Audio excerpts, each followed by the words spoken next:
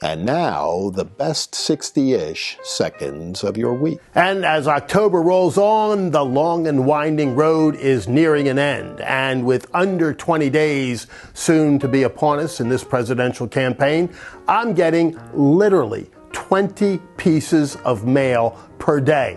The other day I opened up my mailbox, there's 23 pieces of political mail in there. Guess where every one of them is going? And I'm sure it's not too different from many other households. So the people that are purveying this stuff might want to think about where their product ends up. It's just massive, especially here in my home state of Pennsylvania, which is the ultimate swing state in 2024. You can't turn on the television or open your mailbox without being deluged with advertising. And so that leads me to a point that I think is important to be made. And that is, where does the real message land with people? And I don't think it lands with all this paid for advertising through the mail or electronically, where literally billions of dollars are being spent. Rather, it's landing on old-fashioned conversations, people to people, and in the so-called media, where you have to earn the opportunity to speak. We'll come back to that in just a second, because Kamala Harris, who has hidden throughout much of the campaign, realizing now that she's in trouble, has adopted a quasi get out and talk to the media strategy. She went on The View, tough job there for her. Then she went on Howard Stern, of all people. I mean, good grief, what we were expecting. But she finally got to Brett Baier a couple of nights ago, and I think America saw what she's really all about. She simply isn't up to the job. There's nothing there. Her entire record is coming exposed, and the reason that Democrats themselves have voted against her repeatedly now comes to the fore. Why was it that she wasn't even on the short list for Joe Biden's picks of presidential candidates were he not to run? She was dead last. Why was it that she never even got to the voters 4 years ago when she sought the presidential nominee of the Democrat Party? Why is it that the media, who hyped her up like, the second coming when she came onto the political stage this year as the Democrats' presidential nominee, now are beginning to ask the appropriate questions that should have been asked all along? But Brett Baier laid it wide open. He was effective, he was friendly, but he was tough. And that's what journalists are supposed to do. Meanwhile, Kamala Harris looked like she was scared to death, unable to answer any real question. I mean, a couple of times when she was asked point-blank questions, she simply pivoted onto, well, Donald Trump this and Donald Trump that. She was asked, did you ever have any concerns about Joe Biden's mental capacity or cognitive abilities? Her answer, oh, well, I think a lot of people are concerned about Donald Trump. I mean, that's the kind of stuff you got. And it manifested itself in big ways on the question that continues to haunt her, namely the southern border, where she wanted people to believe that she was the border czar, but now runs 100 miles an hour away from the record of the Harris-Biden administration and all of the failures with illegal immigration that they had. And she tells us now, oh, I'm for a wall, when she had told us previously that it was immoral, un-American, and in fact medieval to build a wall. She called it a vanity project for Donald Trump, but now somehow it seems to be a good idea. Now she's even talking about deportation, while many of her surrogates and friends say that's immoral as well. The fact of the matter is that the Biden administration failed miserably on the southern border, allowing over 10 million illegal immigrants to come into this country, wreaking all sorts of havoc in all sorts of ways.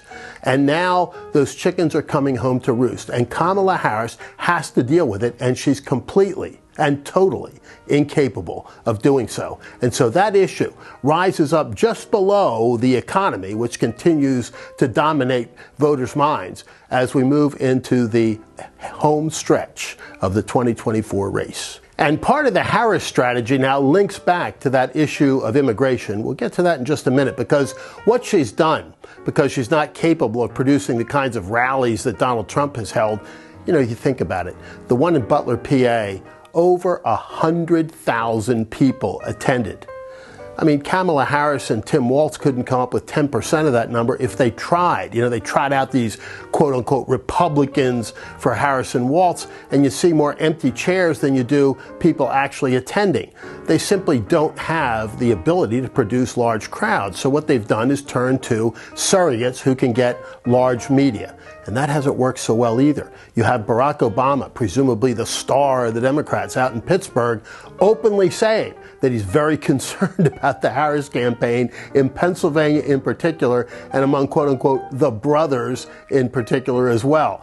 That didn't work real well. Yes, it's true that African-American men are turning to Donald Trump in droves, particularly younger African-American men, but it's not really something that Barack Obama ought to be saying out on the stump as a surrogate for his candidate, Kamala Harris.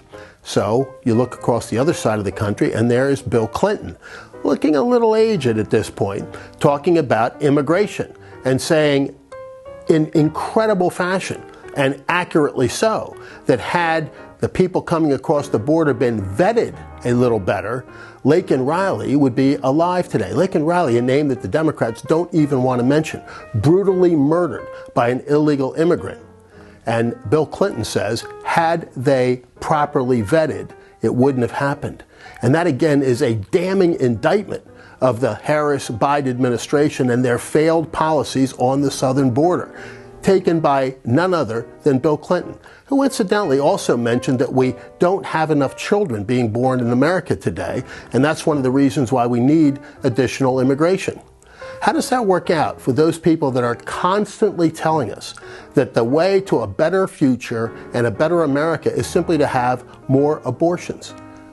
What would our policy be if we had had 65 million more Americans born than those whose lives were taken through legal abortion over the course of the past few years? So, you think about those things, Clinton and Obama not doing any great favors for Kamala Harris. And that's one of the reasons why the wheels continue to fall off of that campaign bus. And so as we head into the final days of this campaign, things are looking increasingly good for Republicans broadly and for Donald Trump's campaign in particular. But it's important that everyone get out to vote. If there's one message that needs to be heard constantly, it is vote, vote, vote. Because no matter what your opinion or what your voice, if you don't vote, it's not heard. So please, if you haven't already voted, and I voted by mail for the first time, I'm happy to say. And so, by the way, are an increased number of Republicans. The numbers for Republican requests for mail-in ballots is way up this year. That's a good thing. And for now, that is the best 60-ish seconds of your week. Left. Sources of misinformation have taken a toll on trust in news media. How should voters manage all this information coming at them? Just listen to me. I mean, that's really just listen to Charlie Theron's version. That's the penultimate source of truth, knowledge, and wisdom. Let's say you're not available. Maybe they can listen to Mike too. He's done a good job today.